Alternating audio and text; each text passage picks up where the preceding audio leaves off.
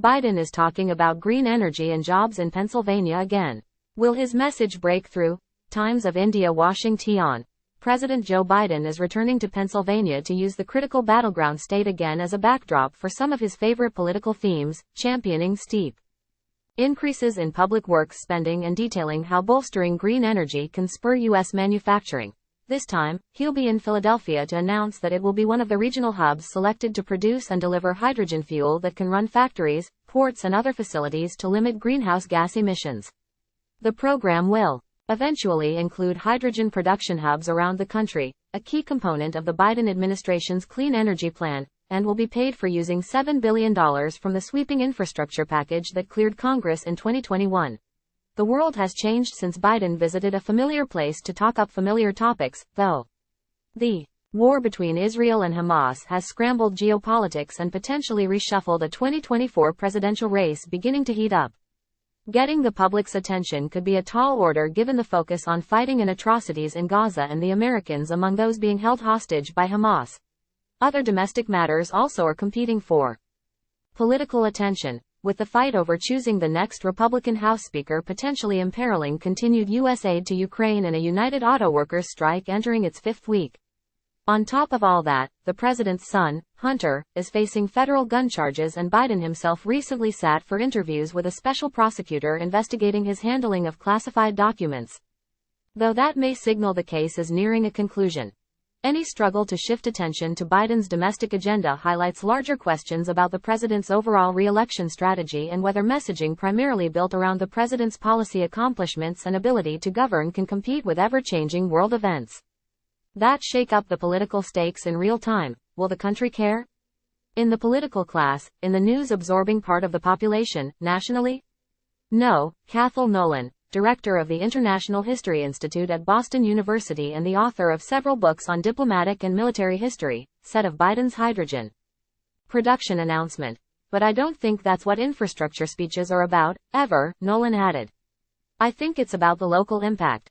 Indeed, allies contend Biden should stay on political message as he seeks re-election, stressing steady governing even in a time of crisis, and focusing on how the government is improving middle-class lives as he heads into a potential rematch with Donald Trump, who has a commanding lead in the 2024 Republican presidential primary.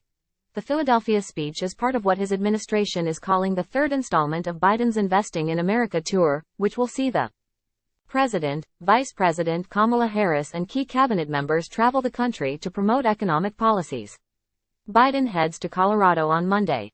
When there's an international crisis, you've got to be leading, said Joel Rubin, who was an Obama administration State Department official and a veteran of Bernie Sanders' 2020 presidential campaign. The fact that he's going to continue to be out there demonstrates leadership.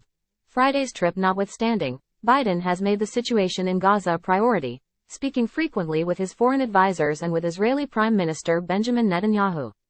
He met with Jewish community leaders at the White House this week and has said that the U.S. has Israel's back, while decrying the sheer evil of Islamic militants. There's a lot we're doing.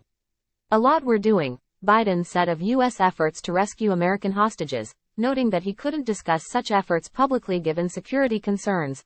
The president also announced other policy efforts this week, including steps to curb junk fees, and he met with CEOs. Rubin said the Biden administration has championed a foreign policy for the middle class, which emphasizes domestic economic and industrial strength and reinvigorating global alliances. That helps explain the thought process behind Friday's speech, he said, communicating why his policy is working for the American people economically. That undergirds American national power overseas.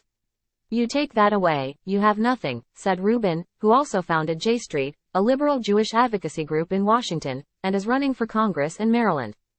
Time equals 400 Ms. greater than Biden's re-election campaign has joined the White House in stressing that being president always means juggling multiple pressing concerns.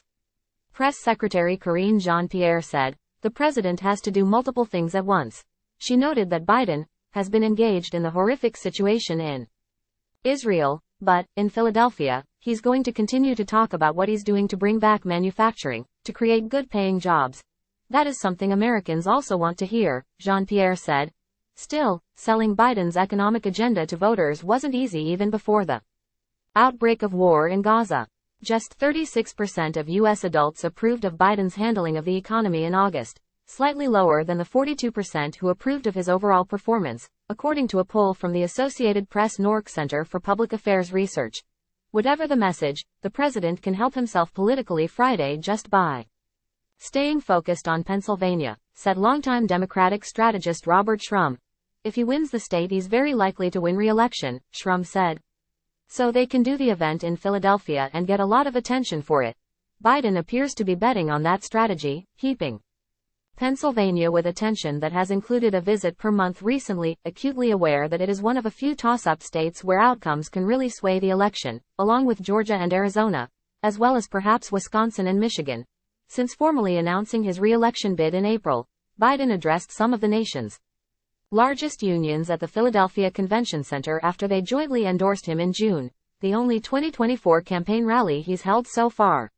He returned to Philadelphia in July, visiting a shipyard where he talked up how organized labor would lead a major push toward embracing green energy. He made an August trip for a funeral to Scranton, Pennsylvania, where he was born, and was in Philadelphia last month for an ALF-CIO Labor Day event.